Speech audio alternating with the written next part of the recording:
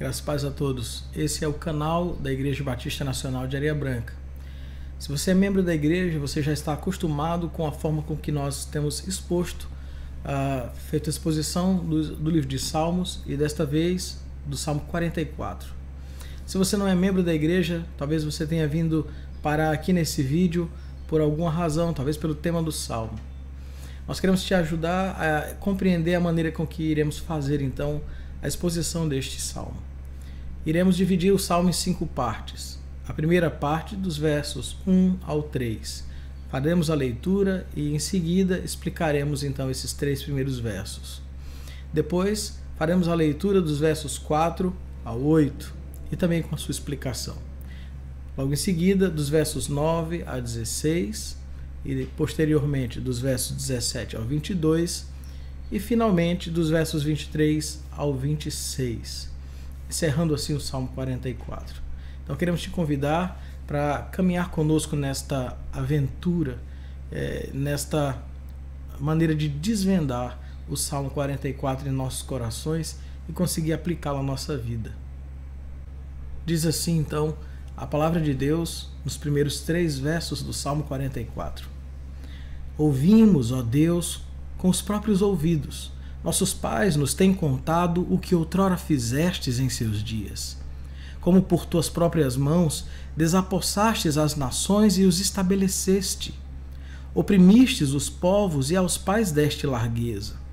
Pois não foi por sua espada que possuíram a terra, nem foi o seu braço que lhes deu vitória, e sim a tua destra, e o teu braço, e o fulgor do teu rosto, porque te agradaste deles. Tantas coisas podem ser ditas nesses 3 primeiros versos. Ouvimos com os nossos próprios ouvidos. Isso faz parte das nossas conversas. O salmista está deixando claro que as conversas deles tinham tudo a ver com o Senhor, tudo a ver com os seus feitos. E aqui em especial falando a respeito dos feitos do passado. Aquilo que Deus já havia feito ali através da vida daquelas pessoas e na vida deles. Podemos ouvir logo nos primeiros momentos do primeiro verso dizendo: nossos pais nos têm contado. Aqui podemos falar a respeito da importância do ensino dos pais, do acompanhamento dos pais, do envolvimento dos pais com os filhos.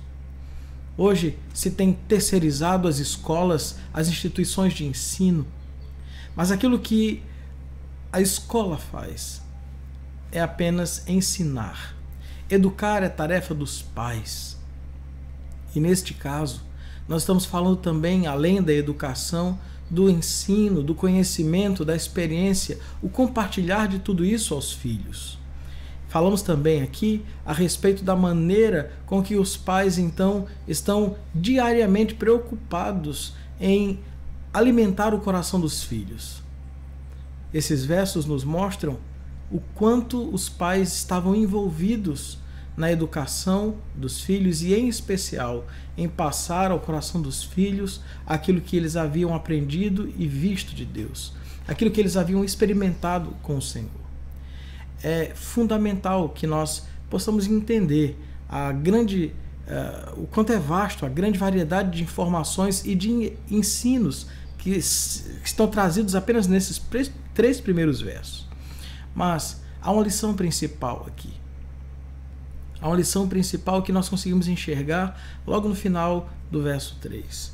Pois não foi por sua espada que possuíram a terra, nem foi o seu braço que lhes deu vitória, e sim a tua destra e o teu braço e o fulgor do teu rosto, porque te agradaste deles. A impressão que nós temos é que os feitos do passado ou aquilo que nós possuímos hoje estão alicerçados no passado. Mas a nossa tendência é de criar heróis, é de olhar para as pessoas do passado como se fossem alguém que conseguiu fazer grandiosos feitos. Mas aqueles que conhecem a Deus sabem que era Deus quem regia, era Deus quem fazia na nação de Israel o que aconteceu. Não era porque seja Davi, seja Moisés, seja Abraão, eram homens gigantescos. A verdade é que Deus, na vida deles, fazia deles homens gigantescos.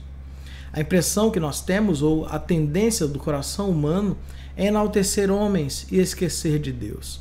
Mas o verso 3 nos faz relembrar de que era Deus na vida deles.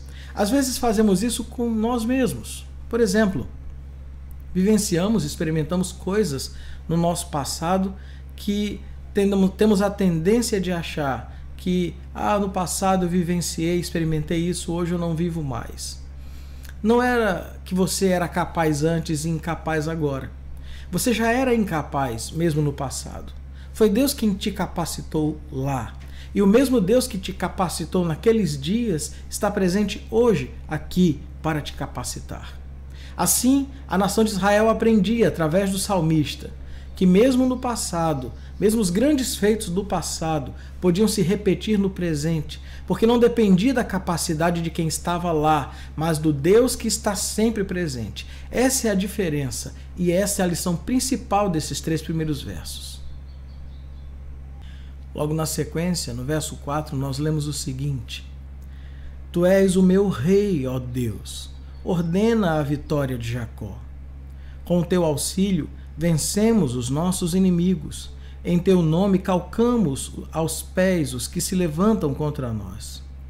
Não confio no meu arco, e não é a minha espada que me salva, pois tu nos salvastes dos nossos inimigos e cobriste de vergonha os que nos odeiam.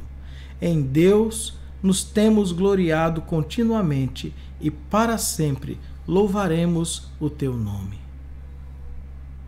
Fica perfeitamente claro aqui, a partir do verso 4, que toda a atenção do salmista se volta não para os seus descendentes, mas para o seu rei. Aqui toda a descendência de Israel se identifica com o nome de Jacó. E eles começam a clamar a Deus pelo seu auxílio, o mesmo auxílio que o socorreu em outros tempos. Eles sabem que os seus livramentos, as suas vitórias, não estavam nas suas armaduras, nas suas armas, nem muito menos na força do seu braço, mas na força, no poder do Senhor. E o tempo todo o salmista tenta trazer à tona a ideia de que no passado todos os livramentos pertencem ao Senhor. Que na verdade basta uma palavra de Deus, basta uma palavra do Senhor para que tudo mude, para que a nação seja liberta, para que de fato a situação mude, para que sejamos livres desse cativeiro. É assim que o salmista se sente, é esta a expressão da sua fé, e é assim que ele coloca no Salmo 44, mostrando exatamente que não é pela força do povo, mas pelo poder de Deus. Mostrando que não se deve nada, nem à habilidade das armas, nem à bravura dos braços, mas ao Senhor. E finalmente, encerra dizendo que temos muitos e muitos motivos para nos gloriarmos no Senhor, que temos várias e várias razões para glorificá-lo e louvá-lo. À medida que nós pensamos nos grandes feitos de Deus, à medida que pensamos naquilo que Deus nos fez, à medida que acompanhamos a nossa história passada, à medida que enxergamos o que Deus fez através de nós e por nós, temos muito a glorificar e a louvar. Será que você também não tem? Ao olharmos para o passado, estamos, sim, construindo a fé, a expectativa, a esperança futura. Ao olharmos para aquilo que Deus fez conosco, enxergamos que o mesmo Deus que esteve conosco antes está conosco agora. Que o mesmo Deus que fez obras gigantescas com o povo de Israel está presente aqui para fazer por nós também. Você pode renovar a sua esperança, você pode renovar as suas forças, você pode ser completamente amparado por Deus, porque a presença do próprio Deus, a presença dele é consoladora, a presença dele é o suficiente para nos encher de esperança, para nos encher de expectativas. E se não há novos atos de amor que nos leve a louvá-lo, certamente há muitos atos de amor no passado que podem ser relembrados. E é importante entender que esses atos de amor são manifestações de uma promessa de amor eterno. Deus nos prometeu, por isso nós temos a confiança de que Ele continua a nos amar, mesmo quando nós não conseguimos enxergar. Por esta razão, é importante que eu e você sempre possamos louvá-lo, como o salmista nos ensina no verso 8. Mas a partir do versículo 9, a palavra de Deus nos diz o seguinte: agora, porém, tu nos lançastes fora e nos expuseste à vergonha, e já não sais com os nossos exércitos. Tu nos fazes bater em retirada à vista dos nossos inimigos, e os que nos odeiam nos tomam por seu despojo.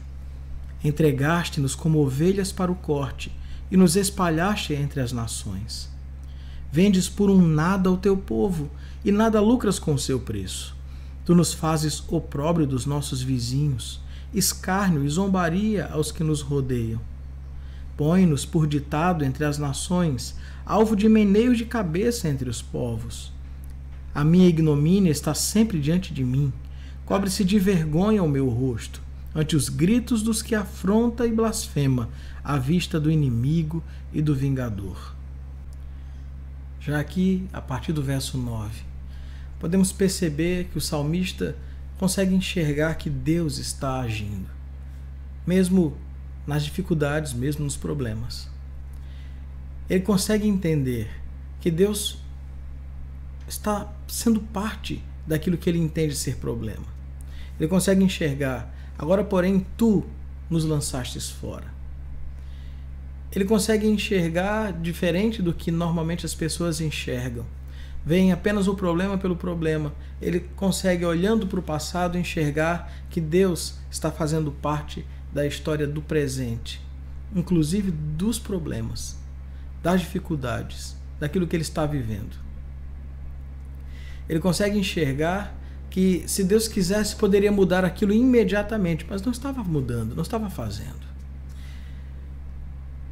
Havia derrotas por parte do exército de Israel, a ponto dele dizer no verso 10, tu nos fazes bater em retirada à vista dos nossos inimigos. Muito provavelmente, o salmista está reconhecendo que as derrotas do exército de Judá, sim, faziam parte da força, do poder, da atuação de Deus. Como isso é complicado para nós. Nós percebemos a partir dos próximos versos que há uma concepção, há um entendimento diferente a respeito dessa situação. Davi via o pesar da mão de Deus em momentos de correção, de disciplina. Mas aqui o salmista consegue enxergar algo diferente. Consegue enxergar a mão de Deus agindo desta maneira, mesmo dentro da sua fidelidade, da fidelidade dos israelitas, do povo de Judá. Eles estavam permanecendo fiéis a Deus, pelo menos uma parte deles, um remanescente fiel, e ainda assim estavam sofrendo a derrota, estavam sendo derrotados pelo inimigo, e Deus não estava com eles. Deus não havia ido para a guerra com eles, Deus não havia dado a vitória a eles. Mas é interessante o que o salmista nos revela, que mesmo diante disso, eles não se rebelam contra Deus, nem desistem de servi-lo. Quando nós passamos por provações, a nossa tendência é termos uma oração curta, é orarmos e desistirmos, é abandonarmos a oração, abandonarmos o tempo com Deus. É como se nós achássemos que, porque não ocorreu o que nós gostaríamos ou da forma que nós gostaríamos, que nós podemos ou devemos desprezar a Deus. Quando muito, nós evitamos falar sobre o assunto. A lição que nós temos nesse trecho do Salmo, e eu acredito que é uma lição importantíssima para nós, é que mesmo que você queira queixar-se de Deus, ainda que você queira questionar a Deus que o que está acontecendo não é certo, que Ele não deveria estar fazendo daquela forma, se é assim que você sente, se é assim que você entende, que você o faça, mas que você o faça em oração, na presença de Deus. É incrível como nós costumamos nos queixar fora da presença de Deus. Nos queixamos às pessoas, nos queixamos a nós mesmos, nos queixamos expressando isso através de rebeldia, através de atos que desonram a Deus. mas Deus te dá a liberdade de questioná-lo. Deus te dá a liberdade de, em oração, poder colocar todo o seu coração exposto diante dele. Não apenas louvor e adoração, mas clamor e súplica. Isso também faz parte da oração. Pedirmos ao Senhor que nos socorra. Clamarmos a Deus por aquilo que nós entendemos que não tem sido bom ou que não parece ser bom. Pedir a Deus que nos ajude, assim como Jó o fez. O salmista nos ensina que mesmo quando nós discordamos da atitude de Deus, mesmo quando ela nos parece contrária, nós devemos recorrer a Ele em oração, expor em oração ao Senhor. Chega de estarmos simplesmente ignorando a Deus quando as circunstâncias não correspondem ao que nós gostaríamos. Que nesse trecho do Salmo, esta lição aprofunde-se em nosso coração, que ela faça parte, então, da nossa prática de oração, do nosso dia a dia, da maneira com que nós encaramos a realidade, as dificuldades, os problemas, as tristezas. Que, de fato, estejamos expondo a Deus os nossos problemas, para que assim, finalmente, possamos descansar, possamos ter verdadeira paz, para que não estejamos angustiados em nós mesmos. Porque ao fazermos isso longe da presença de Deus, ao colocarmos ou ao expor o nosso coração longe da presença de Deus, o que nós obtemos para nós é apenas uma paz momentânea, é apenas um alívio passageiro. Mas quando nós fazemos isso diante de Deus, encontramos a verdadeira e perfeita paz, encontramos aquilo que de fato procuramos. Observe agora o que a palavra de Deus nos diz a partir do verso 17. Tudo isso nos sobreveio, entretanto, não nos esquecemos de ti, nem fomos infiéis à tua aliança. Não tornou atrás o nosso coração, nem se desviaram os nossos passos dos teus caminhos, para nos esmagares onde vivem os chacais e nos envolveres com as sombras da morte. Se tivéssemos esquecido o nome do nosso Deus, ou tivéssemos estendido as mãos a deuses estranhos, porventura não o terias atinado Deus, Ele, que conhece os segredos dos corações? Mas por amor de ti, somos entregues à morte continuamente. Somos considerados como ovelhas para o matadouro. Logo nesse trecho do Salmo, vemos o seguinte: aquele que é verdadeiramente servo de Deus, permanece servindo a Deus mesmo quando as coisas vão mal. É interessante que a verdadeira fidelidade suporta o distrato que muitas vezes sofremos. Há uma realidade que o nosso coração sabe pela própria palavra de Deus, mas que ele tenta ocultar de nós, de que o servo de Deus sofre. O verdadeiro servo de Deus sofre, queridos. A grande questão é que nós não podemos sofrer pela mentira, devemos sofrer pela verdade. Nós não devemos sofrer pelo pecado, devemos sofrer pela justiça. Isso nos lembra os grandes mártires, homens que estavam morreram por falar a verdade, morreram por defender a verdade. O nosso coração anseia que, no final das contas, aqueles que tentam matá-lo morressem, porque eles estavam errados e os mártires estavam certos. Ainda assim, a realidade nos mostra que foram os mártires, mesmo estando certos, que morreram em nome de Cristo. Será que nosso coração vai nos transportar para a ideia de que os mártires estavam errados por causa disso? É óbvio que não. Sofrer pela justiça, pela verdade, sofrer por honrar a Deus é louvável. E é exatamente esse primeiro momento do Salmo. É exatamente o que esse primeiro momento nos ensina, né? Nos ensina que há sofrimento sim, que o sofrimento é real, mas que podemos sofrer sim, por seguir ao Senhor esforçadamente, por permanecermos fiéis a Ele. E não há nada de errado nisso, não há nada de mal nisso. Muito pelo contrário. A palavra de Deus em 1 Pedro, capítulo 2, verso 19, nos ensina: pois é louvável que, por causa da sua consciência para com Deus, alguém suporte constrangimento e sofra injustamente. Porquanto Que mérito há em ter de suportar castigos recebidos porque haveis praticado o mal? Entretanto, se suportais sofrimento quando fazeis o bem, isso é digno de louvor diante de Deus. Aqui fica claro que à medida que o salmista consegue enxergar no passado a maneira de Deus agir, ele percebe que o que está acontecendo não é algo feito de forma injusta. Ele não consegue entender os detalhes de por que todo esse sofrimento sobreveio sobre eles, mesmo diante da fidelidade e obediência deles. Mas, ao mesmo tempo, eles conhecem o suficiente de Deus para saber que não está sendo feito de forma injusta, que não está sendo feita apenas por prazer da parte de Deus em vê-lo sofrer.